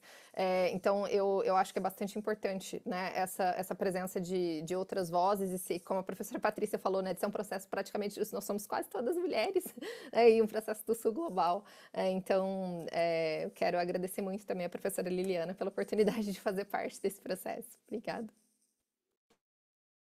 Super obrigada, Estela. Queria novamente agradecer a todas as palestrantes, todo mundo do público que ficou com a gente nessas quase 2 horas de conversa. Dizer que a gente é uma cátedra, Sérgio Vieira de Mello, então que surge pensando principalmente na questão das pessoas refugiadas, mas também pensa em outras questões de migrações forçadas, e a gente não tem como negar, como a Silvia trouxe, até os dados de campos de refugiados, fiquei impressionada com aquele dado do impacto que as pessoas refugiadas também são ainda mais vulnerabilizadas com as questões climáticas. Então, a gente, dentro desse holofote, para usar também a palavra da Silvia, da COP30, achou que seria muito importante trazer esse tema para a nossa celebração do Dia Mundial do Refugiado. Queria lembrar aqui para o pessoal da Unisantos, as atividades continuam na sequência com a oficina de pesquisa e agradecer imensamente novamente Marília, Patrícia, Silvia e Estela pela generosidade de compartilharem seu tempo, seu conhecimento, suas perspectivas aqui com a gente e na esperança que na próxima vez que a gente se encontre, novos avanços normativos para melhorar a proteção das pessoas deslocadas ambientais, das pessoas refugiadas, imigrantes impactadas por questões ambientais e climáticas tenham sido conseguidas, alcançadas e que a gente tenha um papel aí de avançar enquanto academia nessa luta por essa proteção. Um abraço, super obrigada a todos.